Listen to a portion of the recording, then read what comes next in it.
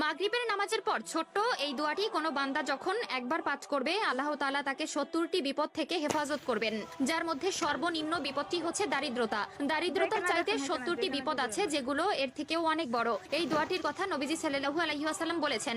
তিনি বলেন, কোনো বান্দা যখন বিপদের মধ্যে পড়বে, মুসনাদে আহমদের বর্ণনায় এসেছে, কোনো বান্দা যখন বিপদের মধ্যে পড়বে তখন যদি বিপদে পড়ার পর সে এই দোয়াটি পড়বে, পড়ার সাথে সাথে আল্লাহ তাআলা তার প্রতি ধেয়ে আসা ৭০টি বিপদ থেকে তাকে রক্ষা করবে।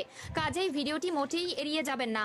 আমাদের মধ্যে এমন অনেকে আছে যাদের বিপদ পিছু ছাড়ে না, সব সময় দুর্ঘটনা, অনটন এবং দারিদ্রতা লেগেই থাকে।